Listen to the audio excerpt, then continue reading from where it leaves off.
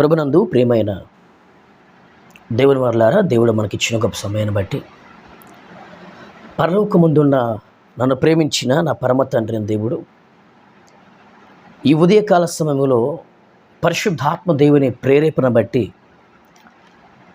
ఒక అద్భుతమైన విషయాన్ని క్రైస్తవ సమాజానికి చెప్పాలని నాకు కలిగించిన ఆ ఆత్మ సంబంధమైన ప్రేరేపణ బట్టి నా తండ్రి అయిన దేవుడు నా ద్వారా నా మరణ పర్యంతము వరకు స్తుతింపబడునుగాక, మహిమపరచబడునుగాక, ఆయనకు మాత్రమే స్తుతి స్తోత్రము చెల్లునుగాక అని నిజంగా నేను ఎంతో ఆశపడుతున్నాను.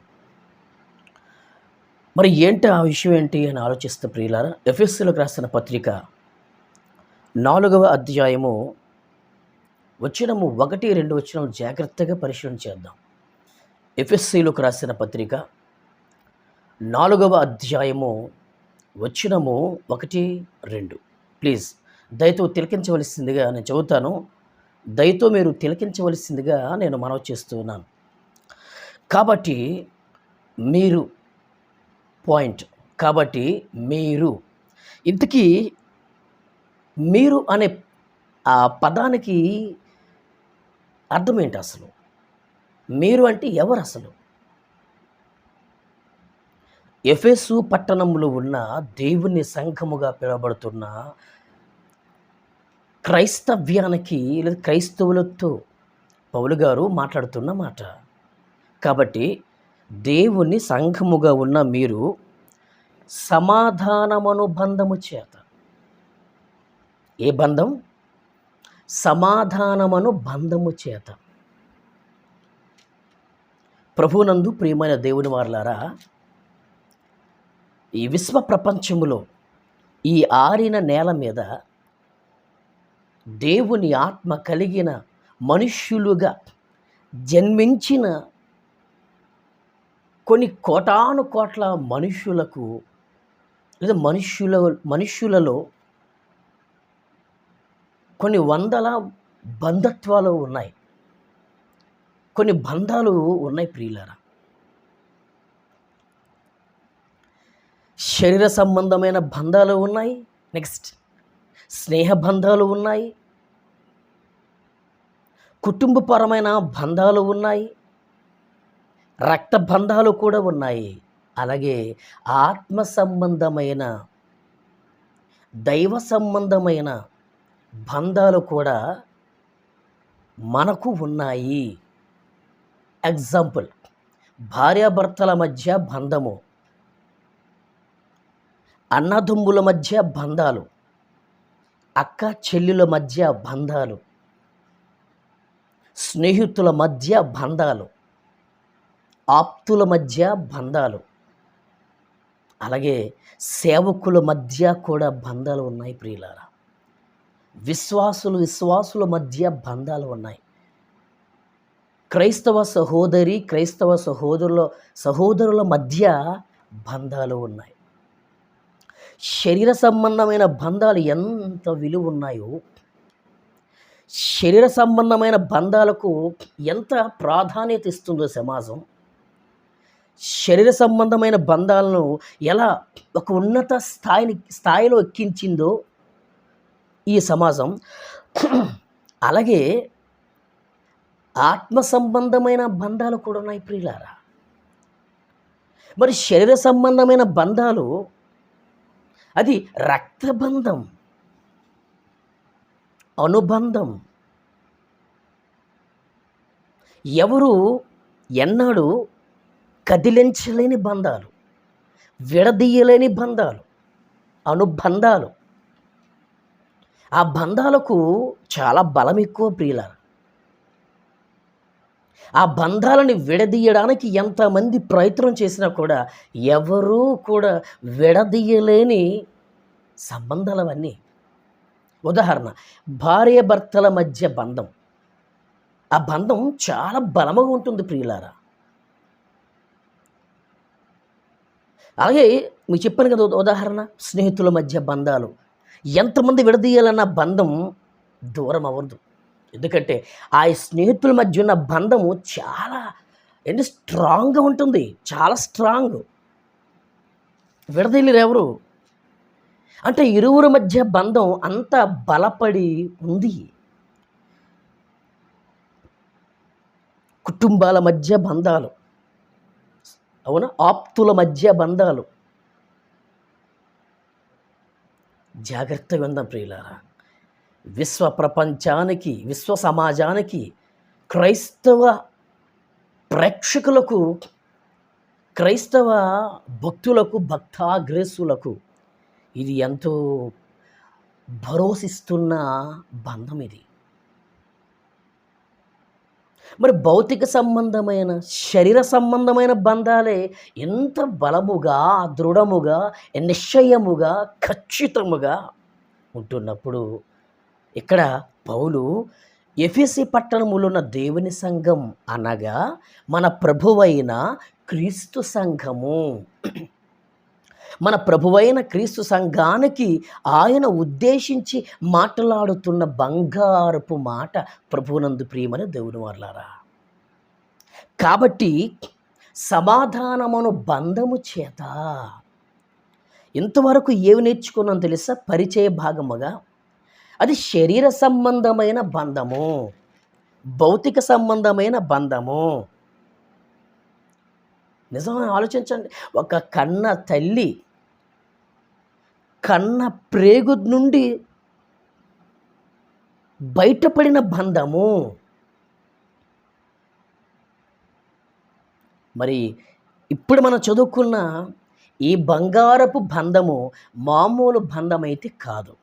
అర్థమైతే బంధాన్ని వదులుకోవడానికి ఎవ్వరు ఇష్టపడరండి. అర్థమైతే ఆ ఆత్మ సంబంధమైన ఆ బంధాన్ని ఎడబాటుగా మార్చుకోవడానికి ఎవ్వరూ ఇష్టపడరండి. బంధము మనకు అర్థం అవ్వాలి. బంధము మనకు బంగారపు పాఠాన్ని నేర్పిస్తుంది. ప్రభునందు ప్రేమైన దేవుని వారలారా, నిజం చెప్తున్నానండి. ఈ వచనములు చాలా నన్ను నిజంగా ఏం చేసిందంటే బాధిస్తుంది. ఎందుకు ప్రభునందు ప్రేమైన దేవుని వల్ల ఈ చిన్న వయసులో ఈ చిన్న సేవకుడు సుమారుగా 17 సంవత్సరాలు పూర్తి అయ్యి 18 సంవత్సరంలో నేను ఈ సేవ రన్ అవుతుంది. ఎన్నో కష్టాలు, ఎన్నో నష్టాలు, ఎన్నో శోధనలు, ఎన్నో నిందలు, ఎన్నో చేదు జ్ఞాపకాలు, తీపి జ్ఞాపకాల మధ్య నేనును, నా భార్య, నాకిచ్చిన సంఘం, పరలోకపు సన్మార్గములు మేము ప్రయాణం చేస్తున్న ఈ తరుణంలో ఈ వచనము చాలా రోజులు బట్టి నన్ను కుదిపేస్తుంది. ఈ వచనం నన్ను అస్వస్థమానికి, నా హృదయాన్ని కదిలిస్తుంది ప్రియులారా. అందుకే ఈ నా హృదయాన్ని కదిలిస్తున్న ఈ బంగారపు మాటనే బంధము. ఈ మాటలో బంధం ఉంది, అనుబంధం ఉంది.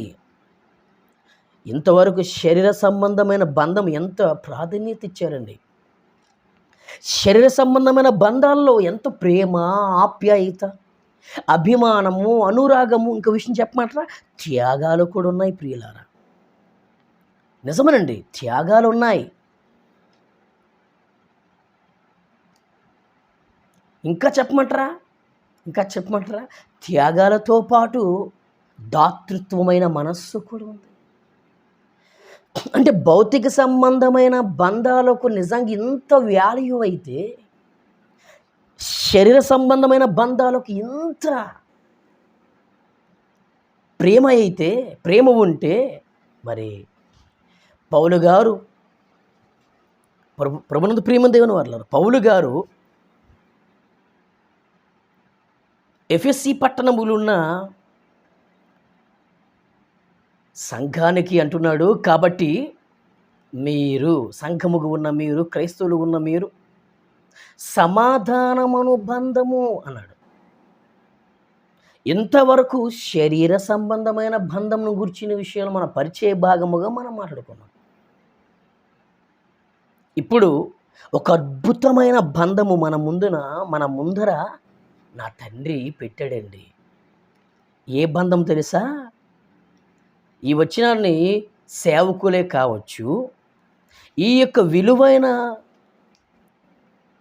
వెండి, బంగారం, వజ్ర వైఢూర్యాలు మణి మాణిక్యముల కంటే ఒక వెలకట్టలేని ఈ మాటల్లో ఏం కనబడుతుంది తెలుసా ప్రియులారా? సమాధానమను బంధము. ఈ మాటలో సమాధానమును బంధము చేత అని బైబిల్లో ఉంది ప్రియులారా. ఇంతకీ సమాధానమును బంధం ఏంటి? ఇంతవరకు శరీర సంబంధమైన బంధం అనుకున్నామే, ఆప్తుల మధ్య బంధం అనుకున్నాము, స్నేహితుల మధ్య బంధం అనుకున్నాము, భార్య భర్తల మధ్య ఎనలేని విడదీయలేని ప్రేమతో కూడుకున్న బంధం అనుకున్నామే. కానీ ఈ బంధము మన మన ఆత్మీయభక్తి జీవితంలో ఎంతో అనుబంధము. ఇందులో ఏముందయ్యా అంటే సమాధానం ఉంది. ప్రభునందు ప్రియమైన దేవుని మాటలారా, ఇప్పుడు చదువుకున్న ఈ వచనములో విలువైన మాట, వెలకట్టలేని మాట. ఈ మాటలో ఏముంది, ఏం కనబడుతుందో తెలుసా మనకు? సమాధానమను బంధము. ఇంతకీ సమాధానమును పదానికి అర్థం ఏంటండి అని ఆలోచిస్తే, సమాధానమున పదానికి అర్థం ఏంటండి అని మనం జాగ్రత్తగా మన వాక్యాన్ని పరిశీలన చేస్తే, సమాధానము అనే పదానికి అర్థం ప్రభునందు ప్రియమైన దేవుని వారలారా నెమ్మది. ఏమండి? నెమ్మది. 2 మనశ్శాంతి. ఇంతకీ ఎవరయ్యా ఈ సమాధానము? ఈ నెమ్మదిని కలిగించింది ఎవరు? ఈ సమాధానమును మనకిచ్చింది ఎవరు? ఈ సమాధాన బంధానికి మూల కారకుడు, ఈ సమాధాన బంధానికి మెయిన్ ఫౌండేషన్, పునాది ఎవరు అని మనం ఆలోచించాలి ప్రియులారా. మీకు ముందే చెప్పాను కదా, మరి మనం కానీ నిజంగా ఈ బంధమును గూర్చిన విషయాన్ని మనం జాగ్రత్తగా పరిశీలన చేస్తే మన మరణ పర్యంతం వరకు నిజంగా ఒకే బీజములో పుట్టిన వాడు బంధానికి దూరం అయిపోడు. ఒకే బీజం, నిక్కచ్చమైన బీజములో పుట్టిన క్రైస్తవుడైతే ఈ ఆత్మ సంబంధమైన సమాధాన సంబంధమైన ఈ బంధానికి ఎడమైపోడండి. కనుక ప్రభునందు ప్రియమైన దేవుని వారలారా, సమాధానమును బంధము చేత అన్నాడు బైబిల్లో. సమాధానం అంటే ఏంటి అసలు చెప్పాను. సమాధానానికి కర్త ఎవరయ్యా అంటే యేసుక్రీస్తు వారండి. అలా ఎలా చెప్పగలరు మీరు?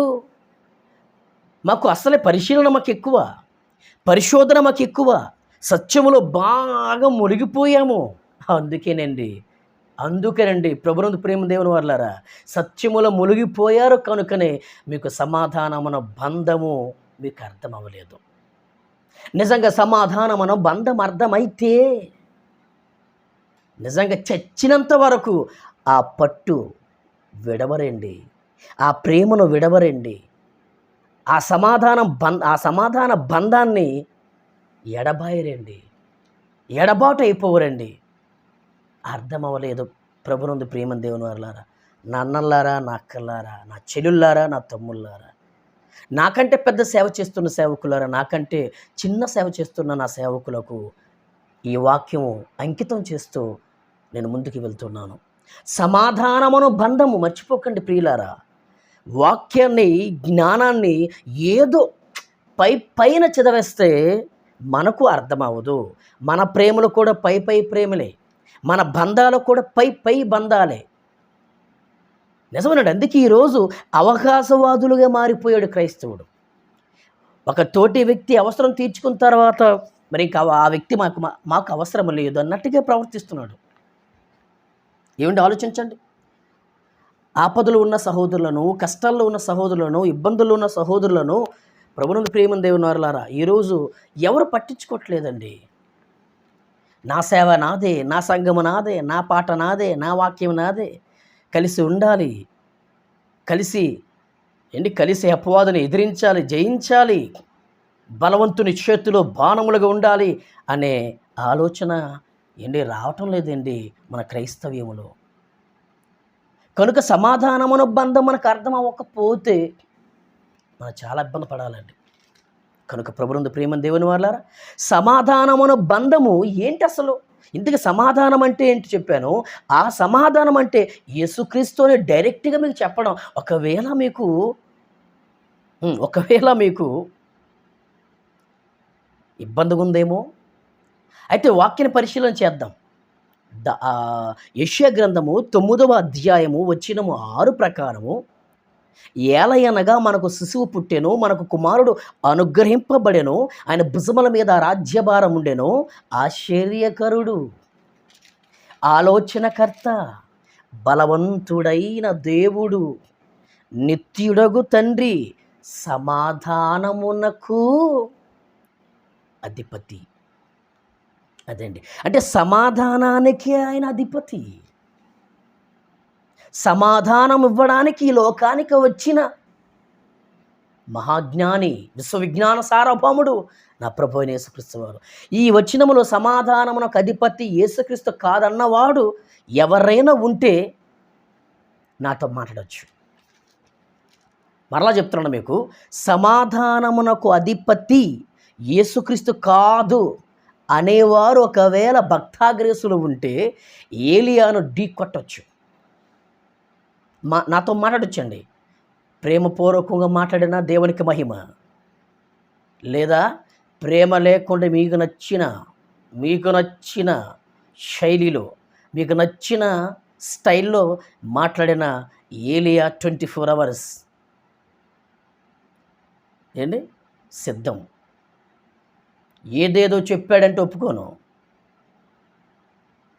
సమాధానమన బంధం మనకు అర్థం అవ్వలేదు కనుక చాలా వ్యత్యాసాలు అయిపోతున్నాయి ఇప్పుడు.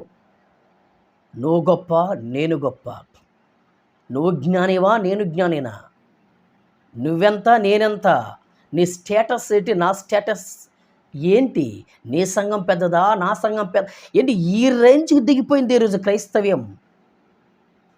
ఏలియా సహించడం. కనుక ప్రభునందు ప్రేమ దేవుని వారలారా, సమాధానమున బంధము మనకు అర్థం అవ్వాలి. కనుక సమాధానం అనే పదానికి అర్థం చెప్పాను. సమాధానము అంటే ఎవరయ్యా అంటే ప్రభునందు ప్రేమ దేవుని వారలారా, యేసుక్రీస్తు వారు. యేసుక్రీస్తు వారే. మీరు ఆలోచించండి. యేసుక్రీస్తు వారే సమాధానమునకు అధిపతి అని యెషయా ప్రవక్త క్రీస్తును గూర్చిన ప్రవచనము అక్కడ సుమారుగా 2700 సంవత్సరాల క్రితం సుమారుగా అక్కడ రాయించాడు తండ్రి. 10%కి 10% క్రైస్తమస్ ఆరాధనలు ఈ వచనాన్ని ఎవ్వరూ చదవకుండా ఉండలేరండి. క్రైస్తమస్ ఆరాధనలే కాదు కానీ ఉట్టప్పుడు కూడా వచ్చిన మనం ప్రతిరోజు కూడా మనం ఆలోచించవచ్చు, చదవచ్చు, ఆలోచించడం. కనుక ప్రభునందు ప్రేమ దేవుని వారలారా, సమాధానమును బంధము చేతను బైబిల్ ఉంది. కనుక సమాధానం అనే పదానికి అర్థం మనశ్శాంతి, నెమ్మది.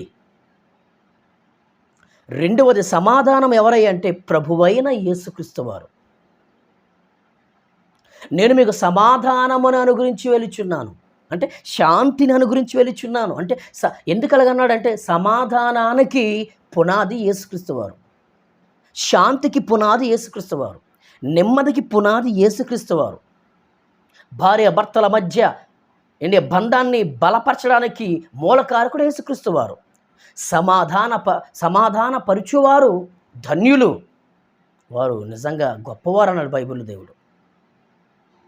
అంటే ఆ సమాధానం అంటే నిజంగా మామూలు మాట కాదండి.